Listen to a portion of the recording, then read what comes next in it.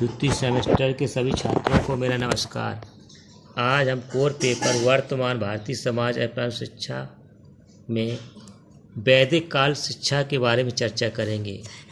इसमें पहली हेडिंग है वैदिक काल की शिक्षा विशेषताएं। इसके अंतर्गत हेडिंग आती है पहली शिक्षा के उद्देश्य। शिक्षा के उद्देश्य क्या होते हैं इसको छात्रों आप सभी लोग ध्यान से समझेंगे। वैदिक शिक्षा में छात्रों के सर्वांगीण विकास पर बल दिया जाता था। उस समय की शिक्षा के मुख्य उद्देश्य निम्न है।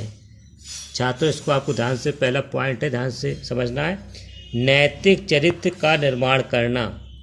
वैदिक काल में शिक्षा का सर्वाधिक प्रमुख उद्देश्य छात्रों के नैतिक चरित्र का निर्माण करना था, जिससे उनमें अच्छे संस्कारों का विकास हो सके। शिक्षा के द्वारा वैदिक आदर्शों के अनुरूप संस्कारों को छात्रों में विकसित किया जाता है। अब छात्रों नेक्स्ट पॉइंट आता है शिक्षा के उद्देश्य के अंतर्गत पवित्रता तथा धार्मिकता का विकास करना। यानी पवित्रता तथा धार्मिकता का विकास कैसे किया जाए, इसके अंतर्गत इसमें दिया है। वैदिक काल में शिक्षा का दूसरा प्रमुख उद्देश्य मानव का आत्मिक विकास करना था। उस समय मानव जीवन को धार्मिक प्रवृत्तियों परंतु अत्यधिक सरल, स्वाभाविक तथा पवित्र बनाने का प्रयास किया जाता था।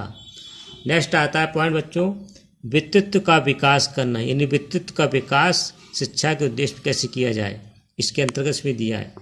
वैदिक कालीन युग में छात्रों के सर्वांगीण विकास पर बल दिया जाता था। शिक्षा के द्वारा छात्रों में आत्मविश्वास, आत्मसम्मान, सहनशीलता, नेतृत्व, सामाजिक परोपकार, आत्म अनुभूति आदि व्यक्तित्व गुणों का विकास किया जाता था। नेक्स्ट पॉइंट आता है बच्चों, सामाजिक कुशलता की उन्नति करना। वैदिक काल में जीवन पर्यंत तथा आपस में विभक्त थे, जहाँ पर ब्रह्म ज्ञान पर बल देता था, वहीं अपरा जीवन से तात्पर्य सामाजिक व्यवस्था के नियोजन तथा संचालन से था। इसी कारण से वैदिक काल में ध्यानों में सामाजिक जीवन की भावना विकसित करके उन्हें अच्छे नागरिक बनाना भी शिक्षा का एक प्रमुख उद्देश्य था। नेक्स्ट हेडिंग आती है बच्चों, संस्कृति का संस्थान तथा प्रसार करना। यानी संस्कृति हमारी जो पुरानी थी उसका कैसे होती थी और उसका प्रचार प्रसार कैसे किया जाए, इस पॉइंट में ये बताया गया है कि हमारी संस्कृति जो परंपरा पुरानी कैसी थी, अब उसको आगे कैसे उसमें बच्चों में, छात्रों में बताई जाए और उनके अंदर दी जाए। प्रारंभिक काल में से ही शिक्षा का एक प्रमुख उद्देश्य सांस्कृतिक धरोहर को अक्षुण्ण एवं सुरक्षित रखना है। छात्रों को इसके साथ सांस्कृतिक गौरव को प्रसारित करने का महत्वपूर्ण कार्य शिक्षित छात्रगण किया करते थे। नेक्स्ट आते हैं जीविकोपार्जन के लिए तैयार करना। यानी छात्रों को ऐसे शिक्षा के उद्देश्य के ऐसे ही विषय पढ़ाए जाएं जिससे छात्र आगे चलकर आत्मनिर्भर बनकर और अपना आगे जीवन यापन कर सकें। छात्रों को अपने जीविका के लिए तैयार करना भी वैदिक कालीन शिक्षा संस्थानों का कार्य था। उस काल के छात्रों के इस तरह के व्यवहारिक ज्ञान प्रदान किया जाता था कि वे अपने भावी जीवन को सुचारू रूप से चलाने में सक्षम हो सके। अब नेक्स्ट आपका आता है पॉइंट उपनयन संस्कार। उपनयन का अर्थ होता है बच्चों उपन समीप नयन। उपनयन यानी शिक्षक के समीप होकर शिक्षार्थी कैसे संस्कार प्राप्त करे, इसके अंतर्गत इसमें बताया गया है।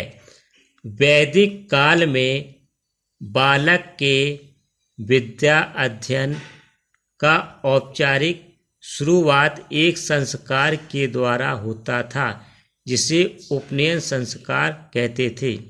यानी वैदिक काल में जब बच्चा विद्या अर्जन के लिए पहली बार वहाँ अपने गुरु के पास जाता था तो वहाँ पर पहला जो संस्कार शुरू होता था उसे उपनयन संस्कार कहा गया है, जहाँ से विद्यार्थी छात्र विद्या का अर्जन करना सीखना प्रारंभ करता था।